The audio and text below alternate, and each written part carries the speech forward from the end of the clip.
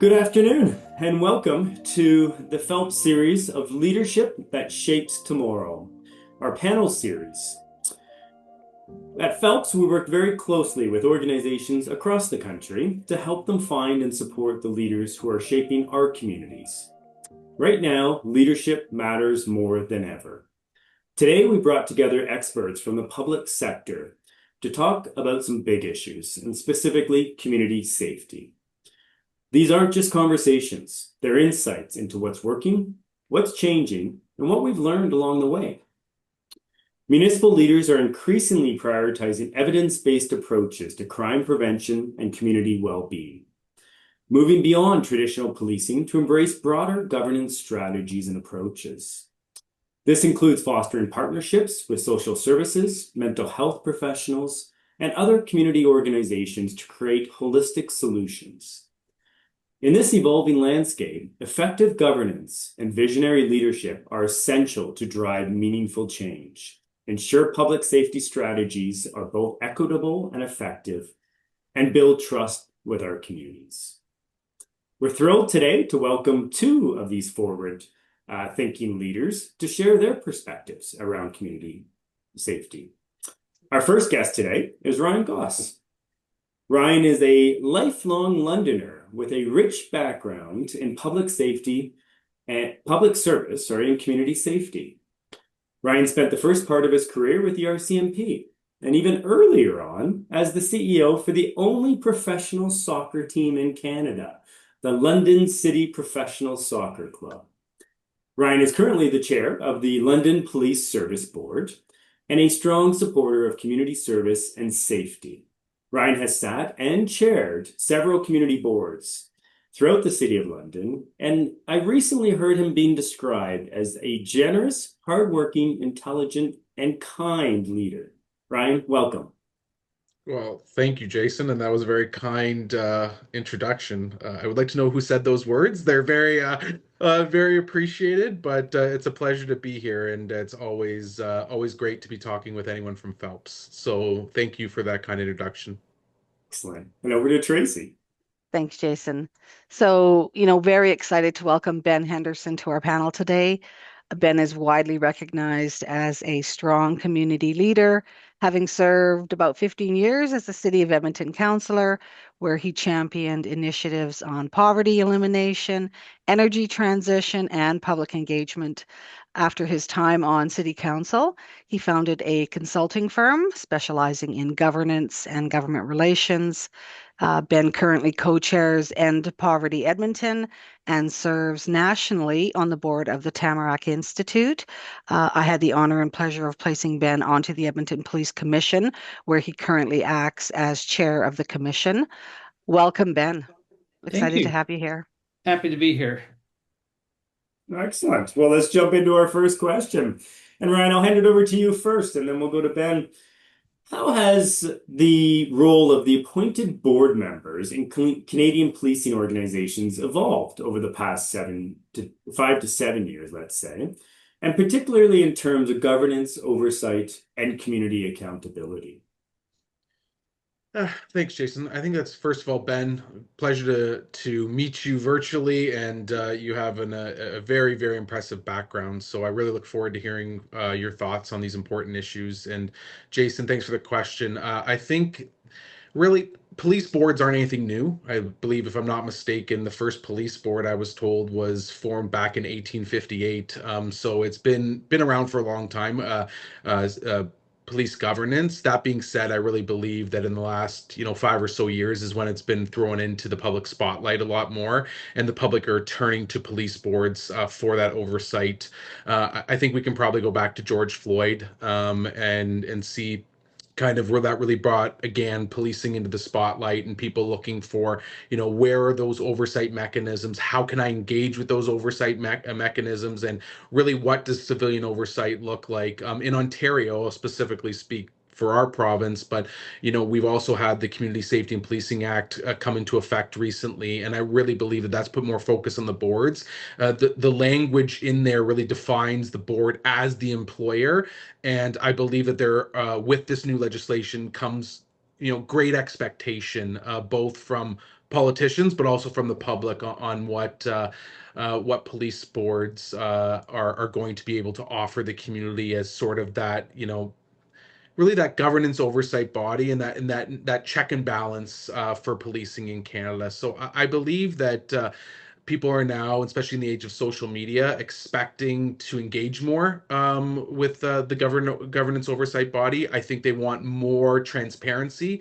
I think they want more communication, and I think frequent communication is key. And I believe in doing so with that. If there is an effective communication channel that's open, then the trust in policing is only strengthened that much more. Because oftentimes, when communication isn't free flowing, when questions aren't answered, that's when false notions can really become the foundation of some people's arguments. And I believe it's imperative for the board to have, difficult conversations on important issues and hold police services to account, but also to be there to fight back against misconceptions and to talk about the important work that our police services are doing. I think that's equally as important as well. And I think when people hear that from a police services board, which is a civilian oversight body, they're going to take that at face value, much more so than, necessarily hearing it from a member within the law enforcement community that they believe is, following a certain, talking point per se. Thanks, Ryan. Yeah, that's interesting. And Ben, what are your thoughts? Differences with Alberta? No, yeah, I would agree that we've been through some, I would say policing has been through some fairly cataclysmic events in the last few years, which has changed the perspective. The Black Lives Matter, George Floyd was one piece, which happened at the same time as COVID, which was also really, really a challenge for police services. It was interesting. I mean, I should just couch that my perspective is only 2 years on commission. Most of it then would be in a different role as a city councillor. What really happened, in 2021 was there was the public was upset by what they were hearing with George Floyd and wanted something to happen. And there was a huge pressure put in Edmonton anyway on, and I think this played out in other cities in different ways, huge pressure put on city council to do something. Well, city council didn't really have the power to do anything. That's the nature of police governance, that governance shouldn't be handled by politicians at the political level. And yet the public doesn't particularly understand that. So that created a situation in Edmonton where I think the lines got blurred. And then we hit the defund piece. We had an election at the same time. New council got elected. A whole bunch of new folk came in who also didn't necessarily understand the nuances of that governance trickiness that exists with and we've been through a couple of years or 2 or 3 years of a fairly tense relationship between council and the service and commission that I think came out of that turmoil. So I think that's changed. I think it has raised the idea that there was a desire through that period for accountability, and the only way that really that accountability can happen is through the commission, and that created an awareness of the commission, put a pressure on the commission that probably hadn't been there before.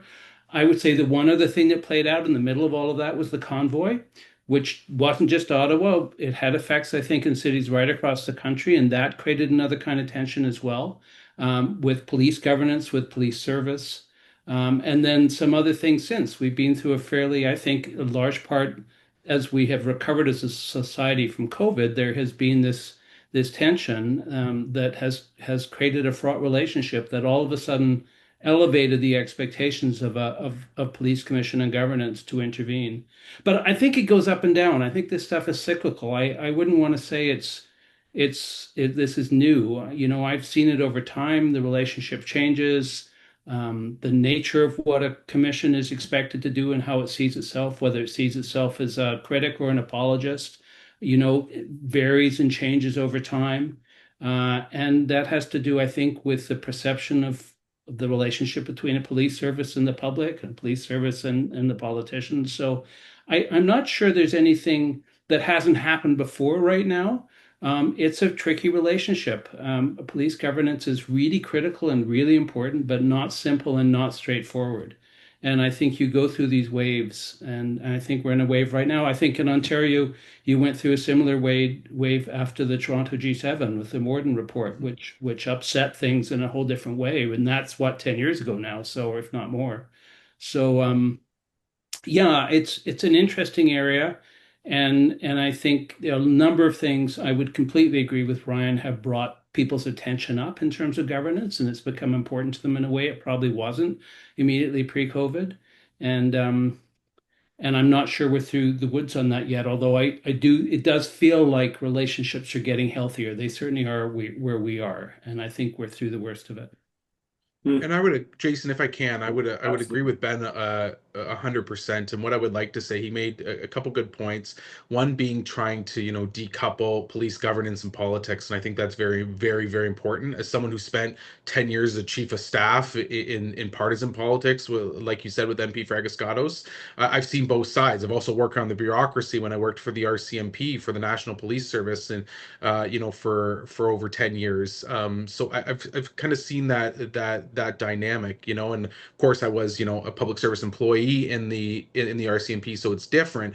But you can really see if the politics is too close to it, it really muddies the waters. And so in Ontario, what we've done under the CSPA, the introduction of the Inspector General of Policing, or the IG as we call him. It's Ryan Teschner, who's an incredible police leader. A lot of your viewers will know Ryan from the great work he did, with Toronto Police, and his resume is as long as my arm. He's quite an effective leader in this space, but he's also just an excellent communicator, I think, on the topic of police governance. But his job is really to, for lack of a better term, police the boards, make sure they're doing their job, make sure they're following their mandate. And I think it's really professionalized police governance as well, because as an outsider, and Ben, I don't have much more time in the role than you do. I started back in 2023, the beginning of the summer of 2023, I was appointed.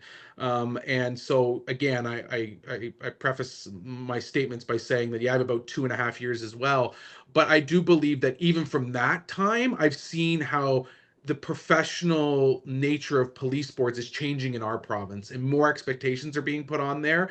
But we're being given the guidelines on how to do that, so that we don't have, one police service board that's doing a really good job, another one that's doing a terrible job. Now, of course, you'll always have differences, especially on the size of service, resources available. That's one thing about the Big 12, as we call them, the Big 12 police services in Ontario. There is a difference when it comes to that, and especially also if you look outside of the Big 12 and some of our regional OPP police service boards as well.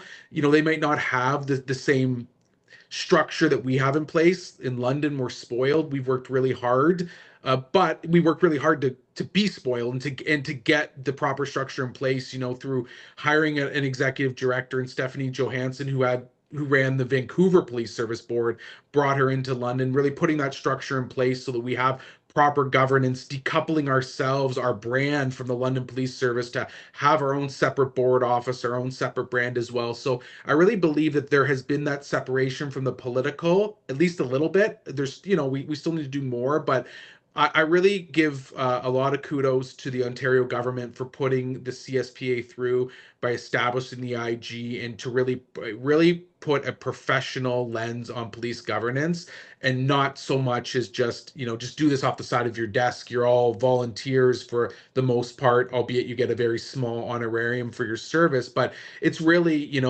I was told when I started, one meeting a month.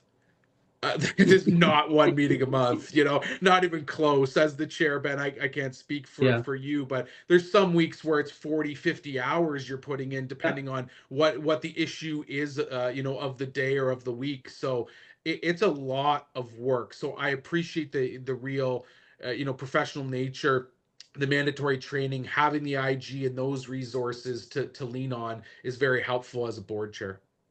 Yeah, just to add to that really quickly, one of the things that we're finding is that no one quite believes us when we say how much work it is, not just for the chair. I mean, I knew what I was getting into, but that we're being really vigilant now, with new people we bring onto the commission, to make sure they understand what the time commitment is, because it's pretty significant. I mean, I figure I'm half time to two-thirds maybe, I could do less. I have the time to do it, so I don't pass on as many things as I probably possibly could to some of my other commission. It's time consuming. The one other thing, to go back to the original question, that I think is a major factor in this is I've now been through 4 or 5 different chiefs over my time, both as the counselor and now we've just hired a new chief. And a lot of this is about interpersonal relationship as well. And it really is a kind of three-way relationship between the commission, the chief, and your council. And now we've got the province as well, which, have decided to take a more active role than I think they had in the past. That may have changed for you in Ontario now that you have the Director General. I don't know if that's pulled the province back out of it again in a way that I think isn't the case here in Alberta. But a lot of it, I'm realizing, shifts and changes with each of those players changing. And a huge change in the personality and the relationship with the chief, both for the commission and for the other players, for a mayor, for council, is pretty central to how these relationships go and what the expectations are. And as in any situation, there is a natural tension between a chief and a board and a commission. You would find that in any situation. I would argue that give and take and that tension is what should be there. It should be a healthy tension. But not all chiefs see it that way. And I think that changes things as well. I mean, I think we're in a really, really great position right now, but I think some of what we've dealt with in the past has had to do with a less than friendly relationship. Not so much with the chief and the commission, but between the chief and, say, a mayor. Mhm. Ben, That's I really agree. changed, and that'll really change what the role of a commission is pretty radically. Right. I agree Ben, wholeheartedly with you, Ben. and that kind of,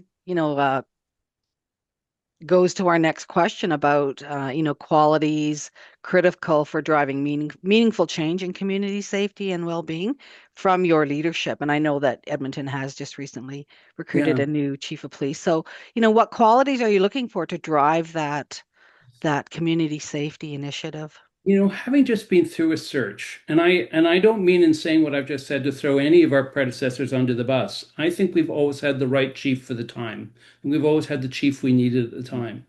But so there is no magic ant question to that. I mean, we went through something that I feel really proud of, but we grabbed the opportunity that was presented to us by doing a chief search to really go out and reach into community.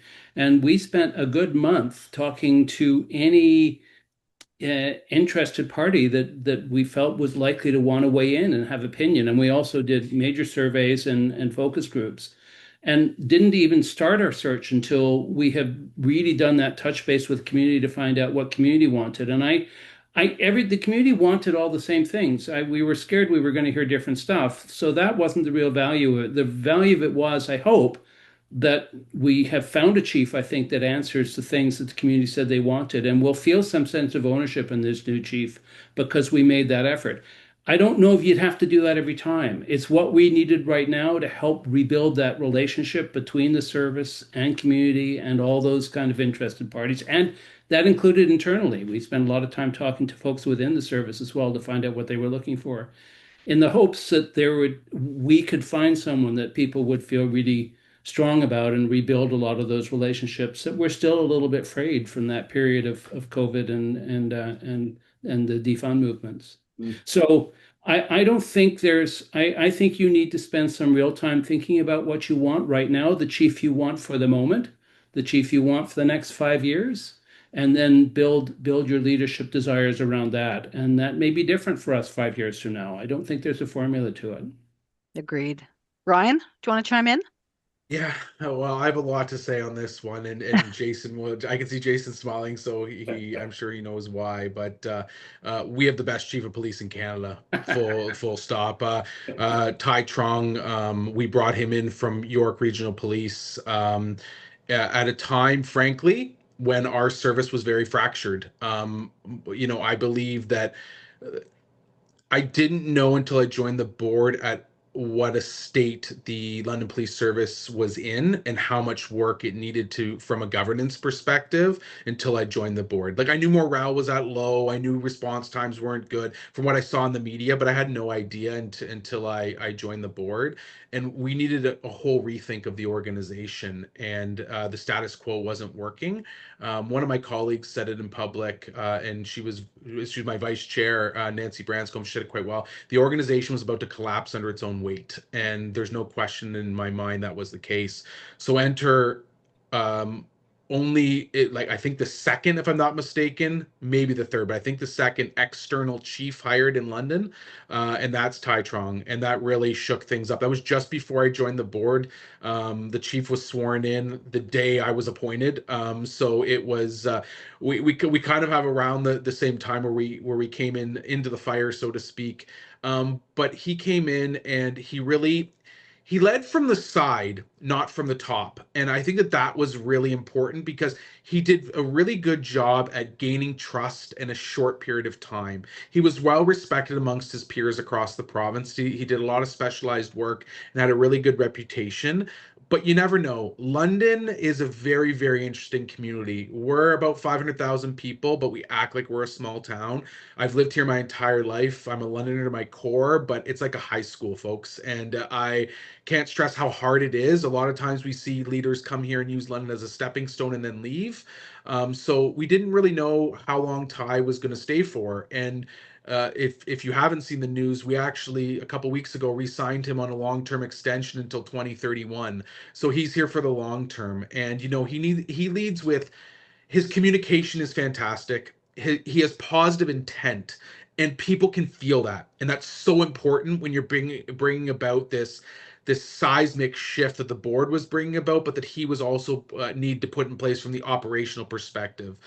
We had this monumental historic budget that we asked for and we received, but proof was going to be in the pudding. I always say, I see the board as a bit of a hockey coach. We can put the executive team on the ice, but it's up to them to work with everyone else on the ice to score the goals and win the game, right? And they really had to really bring about that positive feeling again within the LPS. And I want to be clear, like I respect the officers, both our sworn and civilian employees so much for all the work they did, but we were stagnant. We weren't delivering safe and adequate policing, effective policing that is our mandate as a board. And we need to do some change. And so we needed a visionary leader, and that's what Ty brought. He brought in a new way of looking at things. He, like I said, he led from the side. He brought people along. He listened, which is key. And I think he really made people feel as though they were part of the change. And that's a lot easier to get people to follow along at a very short time frame than if you try to ram it down from the top down, which again, there's a time for that, right? To like Ben said, every situation's different. And what we needed in 2023 might not be what we need in 2035. Well, it most certainly won't be what we need in 2035. But we needed someone that could come in from the outside, bring in that fresh perspective, but that could lead with compassion, that could bring people along, and that could make them buy in, and that could deliver on the bold mandate that the board had laid out, and Ty has done that. The amount of people that stop me at conferences, governance conferences, that say, "Hey, can we have your chief?" And I'm like, not a chance. And which is why we also moved to quickly lock him up for a very long period of time. But Ben, you also alluded to the political relationships that boards have to have. I also think there's political relationships that chiefs have to have too. And Yeah. Ty has done a very, very good job at working with the community, bringing them together, explaining policing to them in a way that seems that comes across as collaborative, because it is collaborative, and not as we know best, we're the police, follow along and listen. He hears them, he admits when the police service has done something wrong, which I believe people appreciate, and he follows through on his commitments. And if he can't, he clearly articulates why. So again, it sounds corny, but it's true. He leads with his heart. So I know that people are going to say, "Oh, that's very corny," but it's reality. And when you do that, people then see that as positive intent and then are willing to follow you. I've always said that my type of leadership style is I'll never ask someone to do something I'm not willing to do myself. And that's very clear with Ty. The amount of people that have stopped me and said, "I saw the chief at headquarters at 2 a.m. I saw the chief come for a ride along, around Christmas time. I saw the chief out there with a unit when it was a really, really bad call. The chief checks in. He cares about people's mental and physical well-being. So all these things are very, very important when it comes to picking the right leader for the time. Other times you need someone who's going to come and pound their fist on the desk. For us, that wasn't what we needed at this time in London. Do you know, the other thing, maybe to go back to your original question, I'm realizing, which we sort of, I drifted away from, it's the relationship, and we're building a new relationship with a new chief. Now, we've known him for quite a while. This is our first internal hire for 20 years. So this is someone who isn't a stranger to us, and that felt like it was probably something. It's not that we didn't look outside, but it felt like there was a relationship there that was important. But our relationship with the chief, which I think is something now that we will work out, and again, is going to be different with each one, is in terms of that governance piece, for us to do our due diligence, how that relationship gets worked out, what role that we provide. And I'm still sort of thinking that through in terms of the governance. What our responsibility is. And, our service does a really good job at reaching out to the public and listening and doing all those kind of things. But I think that one of the things that a commission or a board in the Ontario case can do is be outside the bubble. Because police is a bubble of sorts, and it's almost impossible when you're dealing with an organization. We've got, thousands of people working for our service.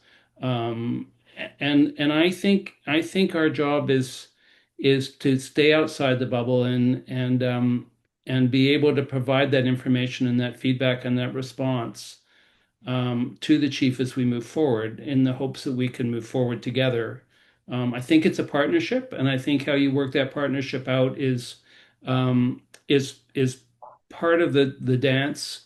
I think that you're always going to be doing between a service and a commission, quite frankly. And it's interesting. We're in a really great place right now because we're just building that partnership. We're just building how that's going to work. We're just building, and it feels really good right now. And we were the ones that hired this chief. So I think those relationships begin to fray over time when you begin to get a commission or a board that wasn't the one that hired the chief. And you need to be able to work that out as you go along, because obviously we have the same vision, we're going the same place. If we've got it right, we should all be running in the same direction for a while. But I do think I think we have to be very wary, and I've certainly seen this over time. I don't think a commission is serving the service very well if there isn't a critical eye that they're bringing to the table, and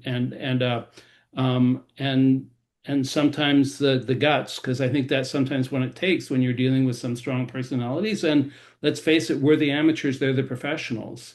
But we're not doing our job if we're not digging deep enough and looking at stuff, which is different from saying, don't do it that way, do it this way. I mean, I think that's the piece you have to be careful about.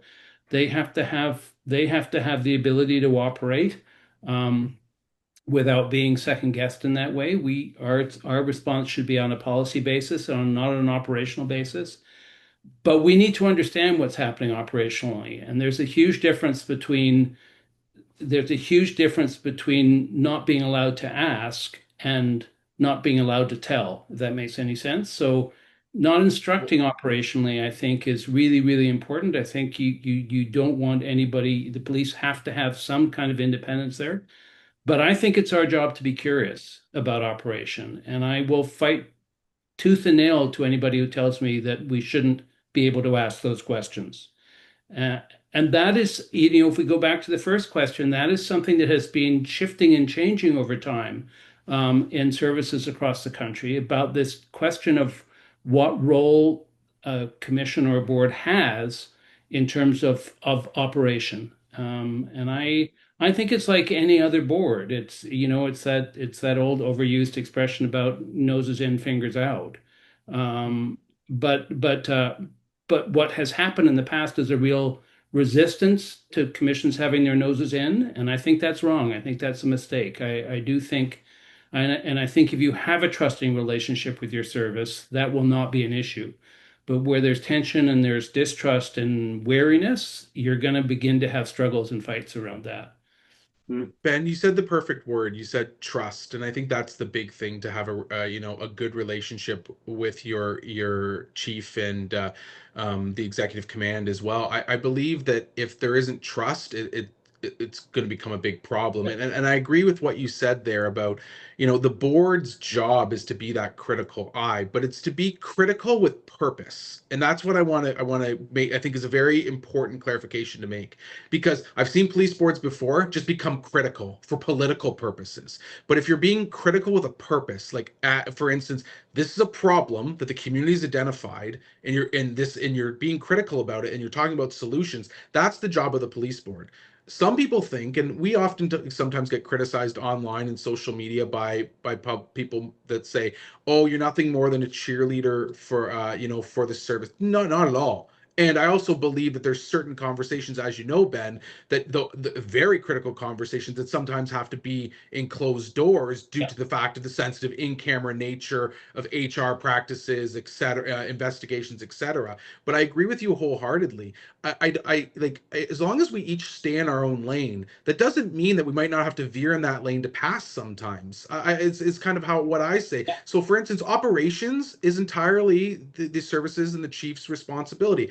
Governance is ours. But I'm sorry, sometimes they merge. They just do. And I think that when it comes to public trust, you can't have public trust if the board knows nothing about the operations, because then that just makes no sense at all. That being said, I'm not going to tell them how to go kick a door in, or what plan to use when they're going to do an investigation. That's certainly none of our business. But definitely when it comes to sensitive operations in the community, things that are impacting our community on a daily basis, the board does have a right to ask questions. And likewise, the chief or the leadership has the ability to push back if they feel as though they're not comfortable with answering that within the respective legislation.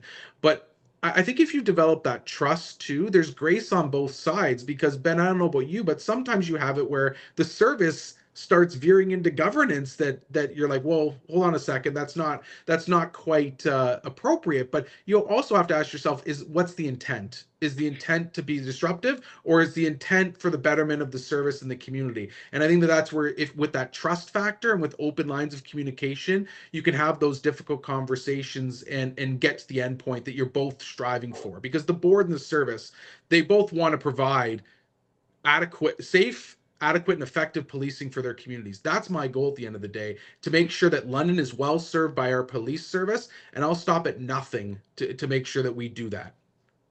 Yeah, it's interesting. I mean, the kicking the door in example is a really interesting one, because I don't think we should, what you have to be very careful of is to never say that door should be kicked in. Um, but I Exactly. think it is up to us to say, to understand the tests that they're using to decide when Correct. a generic door should be kicked in.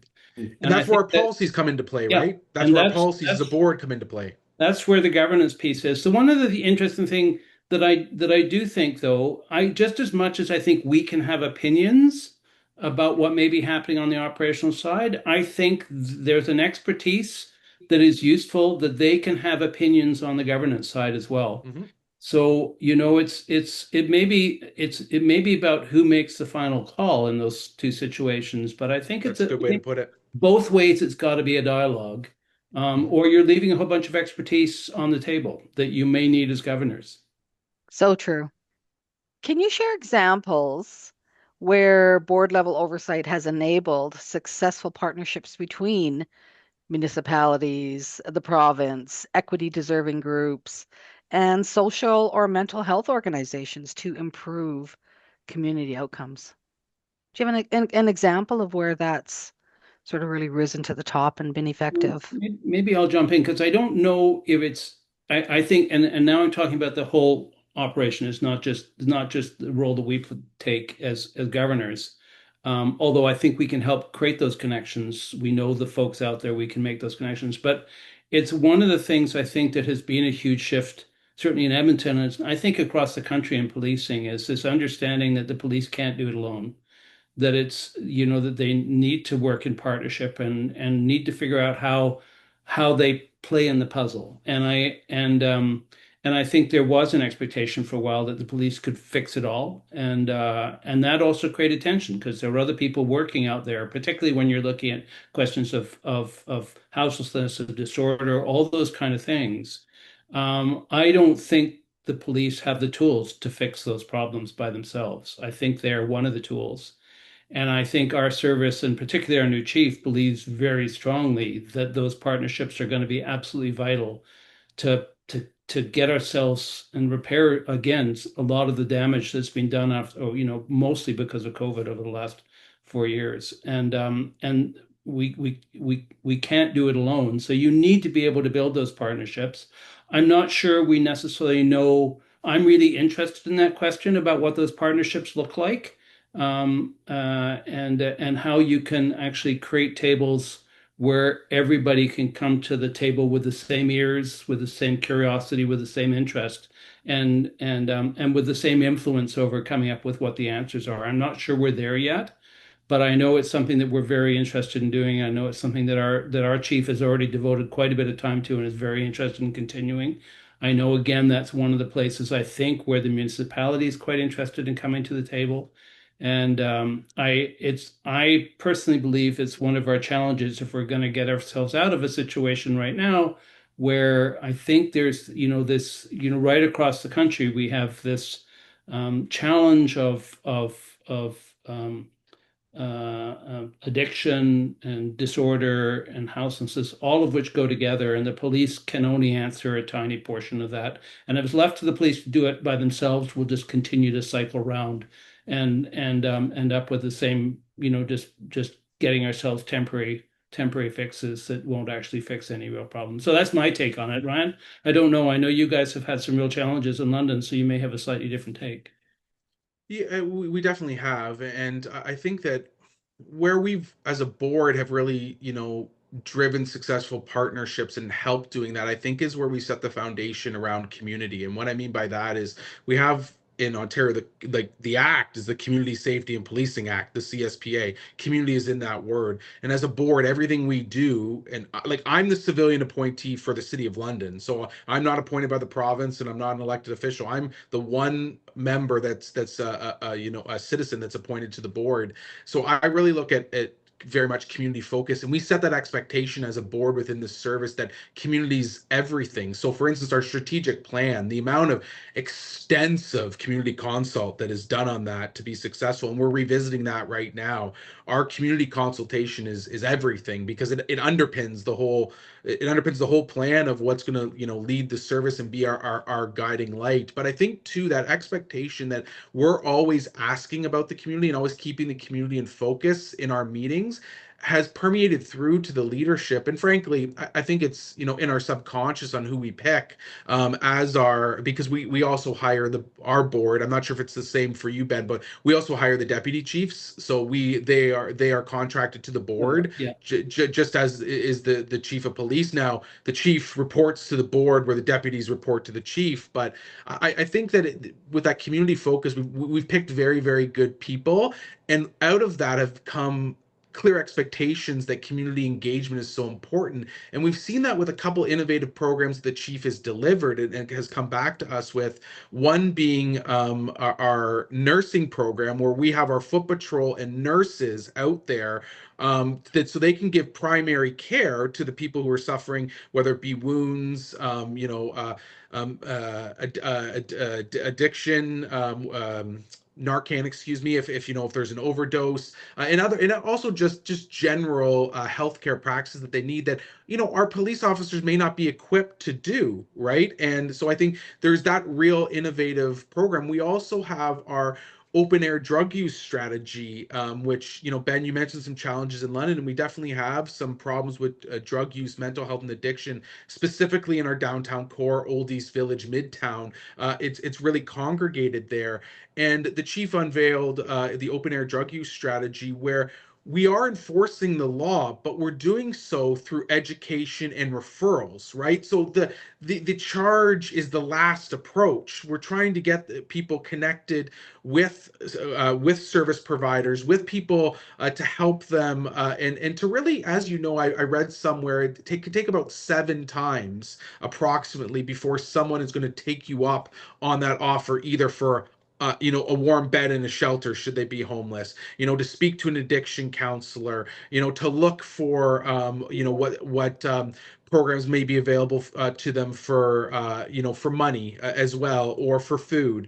So I really think that the service is looking at how can we be more community focused? How can we take our job as police officers and design innovative programs where we collaborate with the hospital like they did for the nursing program, or look at the open air drug use strategy, or we can look at our coast program too, that partners social workers with police officers. And we're working with the CMHA, the Canadian Mental Health Association, as well on innovative programs. And this is being driven by the chief, knowing that this is very important to the board, and if it's important to the board, they know it's important to the community because we're constantly consulting with them. And Ben, you said something previously that you believe it's really paramount for the board to step outside that bubble. I could not agree with you more.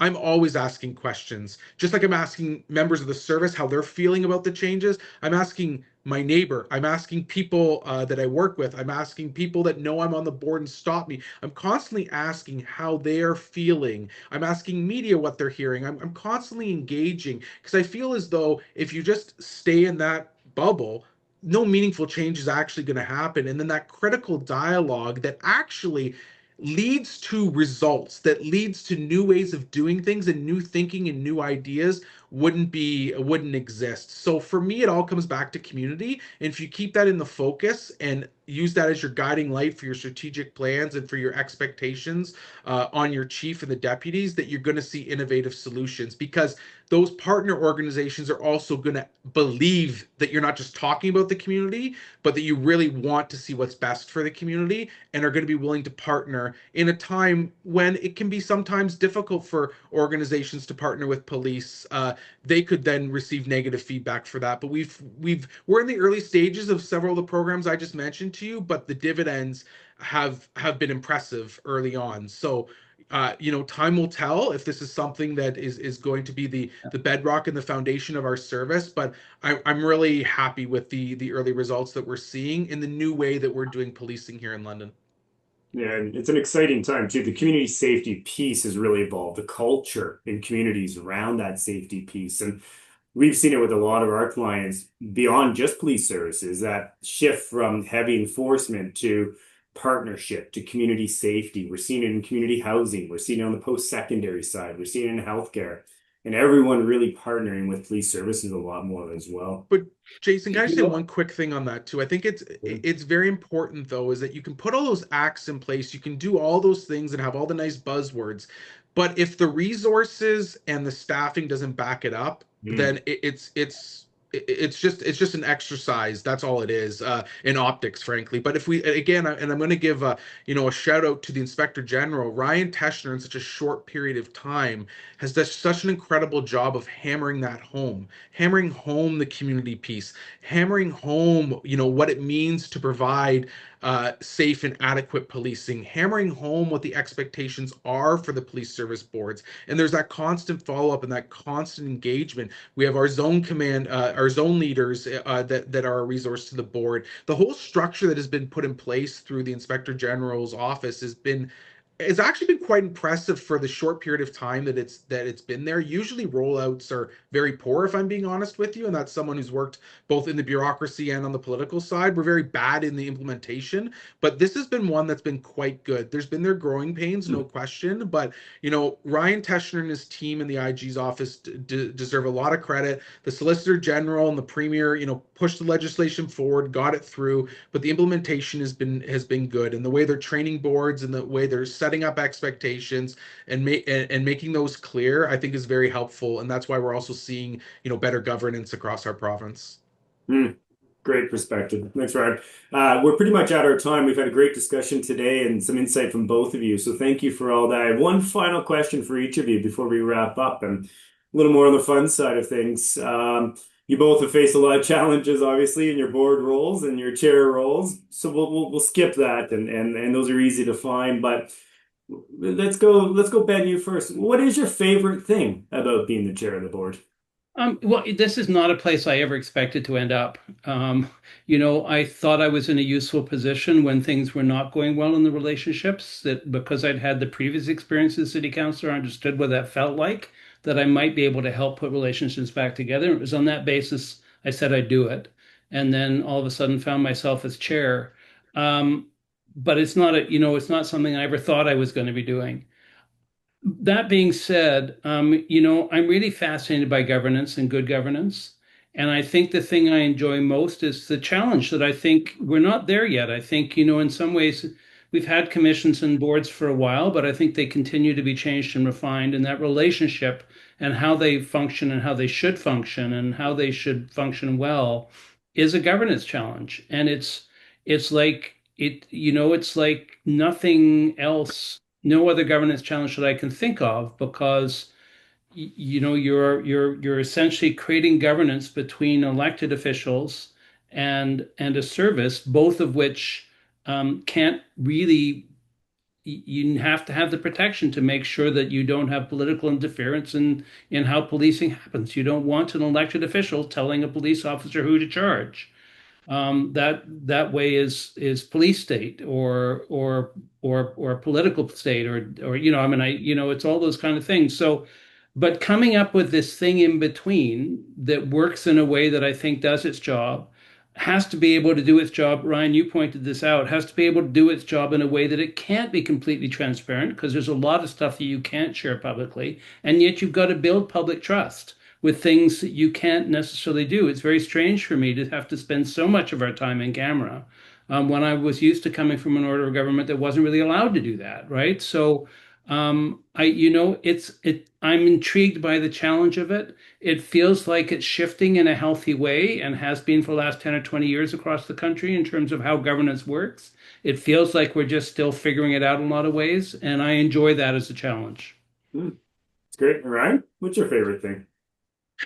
Again, like Ben, I never thought I would be the chair of the board ever. I thought my ceiling was going to be vice chair, and I was quite happy in that role. And the chair was thrust upon me. A member resigned from the board due to a personal health matter, and so as vice chair, I became acting chair, and then I decided, okay, I'll step into the role on a permanent basis. And I think for me, I think what sealed the deal, because I really struggled on whether or not I was going to step into that role. I think maybe Ben, I don't know if you felt this way. Yeah, I think for me, you always wonder, are you the right person for that job? And is it, as I looked around the board table, and I have incredible colleagues. Any one of them could chair our board. We've been really lucky in London. I think the reason we've seen such great change and progress in the last few years is because we've had a board that's rowing in the same direction, which isn't always the case. But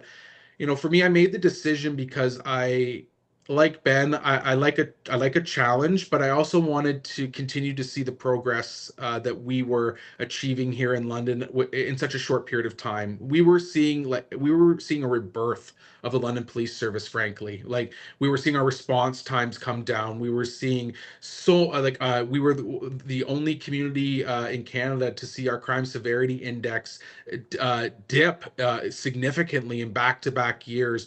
We saw significant improvements in morale. We saw more officers that were going to retire stay because they wanted to, be part of this exciting journey that we're on. And this is a 5 to 7 year plan that we're undertaking. So, for me, the excitement to kind of see those things continue and to try to lead the board from a governance perspective for us to ensure that we could keep that momentum going forward, was something.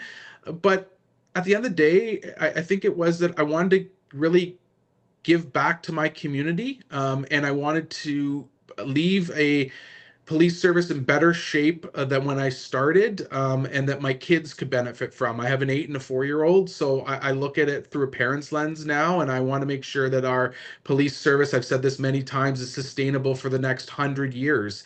And in London, like I said, we weren't going to be. For a long time, the motto was, don't ask for what you need, ask for only what you need to get by.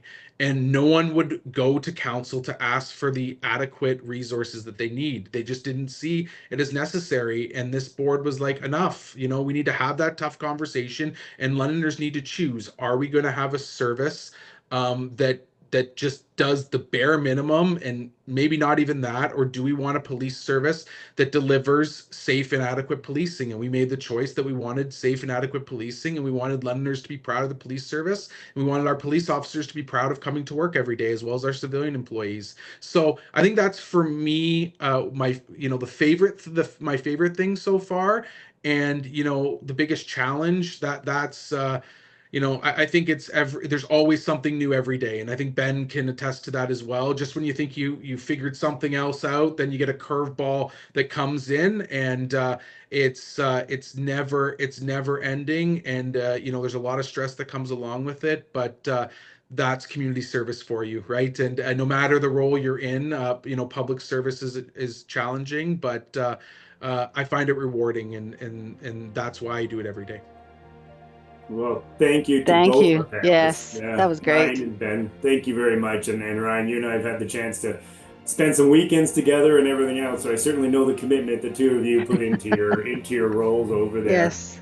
And sharing your insights around leadership, around governance, and really that evolving role around community safety.